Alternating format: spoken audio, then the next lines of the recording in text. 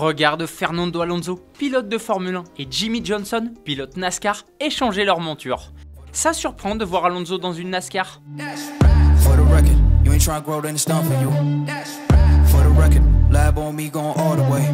Allez, c'est parti pour ton Automoto Express. La star du jour, c'est la Donkervoort F22. Donkervoort, c'est une petite marque néerlandaise qui construit des voitures de sport ultra légères. Et la F22, c'est leur nouveau modèle, le premier depuis plus de 10 ans. Elle succède à la D8 GTO. Basée sur un nouveau châssis bien plus rigide, la F22 embarque le 5 cylindres Audi Sport gonflé à 500 chevaux. La puissance est transmise à l'essieu arrière via une boîte manuelle à 5 rapports. 500 chevaux, c'est beaucoup, mais il y a bien mieux. Oui, mais attention, elle pourrait battre pas mal de supercars. Et oui, la F22 ne pèse que 750 kg. Elle possède donc un rapport poids-puissance de 1,5 kg par cheval. C'est en tout cas suffisant pour abattre le 0 à 100 en 2 secondes 5 et le 0 à 200 en 7 secondes 5. Elle peut foncer à plus de 290 km/h. Elle sera limitée à 75 exemplaires, 50 ont d'ailleurs déjà été vendus. Encore une fois, je ne vois qu'un problème, le prix. Il faudra débourser au minimum 245 000 € hors taxes et hors malus écologique. Cette F22 reviendra donc en France à près de 350 000 €. La DRDDR. Pour fêter dignement la fin de la carrière de la Ford GT, dont la production prendra fin dans quelques mois, le constructeur américain a dévoilé la Ford GT MK4, une supercar réservée à la piste. Ford a vraiment bien bossé. Sous cette carrosserie entièrement en fibre de carbone à l'aérodynamique optimisée se cache un V6 EcoBoost biturbo spécialement conçu qui développe plus de 800 chevaux. Ce bloc est couplé à une transmission de course. On ne connaît pas ses performances, mais elle devrait être capable de prendre plus de 300 km/h et d'abattre le 0 à 100 en un peu moins de 3 secondes.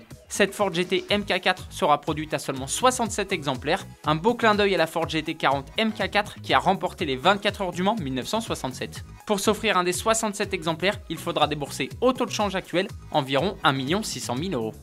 En parlant de voitures réservées à la piste, la firme à l'étoile a levé le voile sur la Mercedes AMG GT2, son arme de destruction pour les circuits. Cette voiture devrait, comme la Ford GT MK4, signer officiellement la fin de carrière de l'AMG GT. Cette voiture dédiée à un usage sur piste est la voiture de course client homologuée la plus puissante produite par AMG.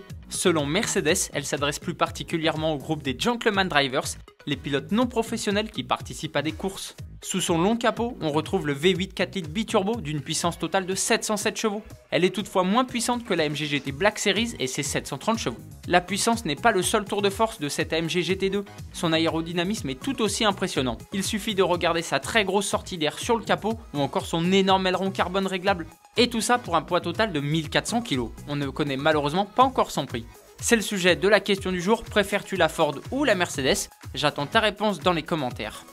L'opération Rallye Jeune Yako FFSA. Avant de te donner les noms des lauréats de l'édition 2022, un petit cours s'impose. L'opération Rallye Jeune Yako FFSA, c'est quoi? Moyennant 20 €, tous les conducteurs français âgés de 18 à 25 ans titulaires du permis B peuvent s'inscrire et tenter leur chance pour devenir pilote de rallye. C'est vraiment accessible à tous et puis c'est l'occasion d'atteindre ses rêves. Cette opération existe depuis 1994. Elle a notamment permis de révéler Sébastien Loeb ou encore Sébastien Ogier. Rien que ça. Maxence Potard, pilote, et Pierre Delorme, copilote, ont remporté la finale de l'édition 2022. Ils feront équipe en Stellantis Motorsport Rally Cup lors de la saison 2023. Bravo à eux!